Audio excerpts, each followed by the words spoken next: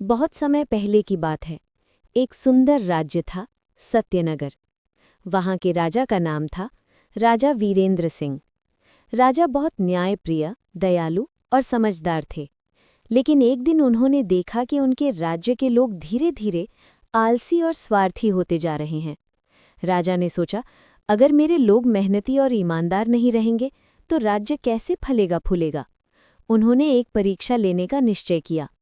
राजा की परीक्षा। राजा ने अपने मंत्री से कहा, कल सुबह पूरे राज्य में घोषणा कर दो, जो भी व्यक्ति मेरे सामने सच्चे दिल से कोई काम करेगा उसे मैं सोने का इनाम दूंगा।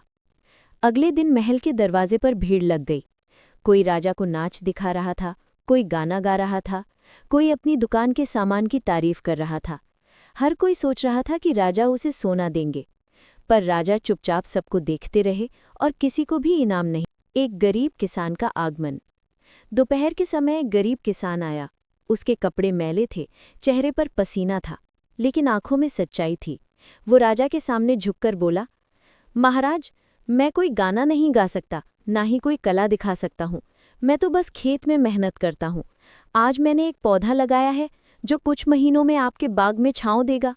यही मेरा सच्चा काम है। राजा मुस्कुराए। उन्होंने पूछा, तुम्हें नहीं लगता कि तुम भी सोने का इनाम पाने आए हो? किसान बोला, महाराज, मैं इनाम के लिए नहीं आया। मैंने बस अपना काम सच्चाई से किया है, वही मेरा इनाम है। तीसरा दृश्य। राजा की घोषणा। राजा ने उठकर कहा, यही वो व्यक्ति है जो इस राज्य का असली धन है। जो बिना लालच के सच्चाई और मेहनत से काम करे, वही सबसे बड़ा नागरिक है। राजा ने उस किसान को बुलाया और पूरे दरबार के सामने कहा, आज से ये किसान सत्यनगर का मुख्य बागबान होगा और इसका खेत मैं कर मुक्त घोषित करता हूँ। दरबार में तालियां गूंज उठीं। अंतिम दृश्य। सीख। उस दिन के बाद राज्य के लोग समझ गए कि सच्ची मेहनत और ईमानदारी ही सबसे बड़ा इनाम है। धीरे धीरे सत्यनगर फिर से खुशहाल हो गया। राजा वीरेंद्र सिंह रोज अपने बाग में जाते और उस किसान से कहते, तुम्हारा लगाया हुआ पेड़ अब हमारे राज्य की छांव बन गया है। कहानी की सीख।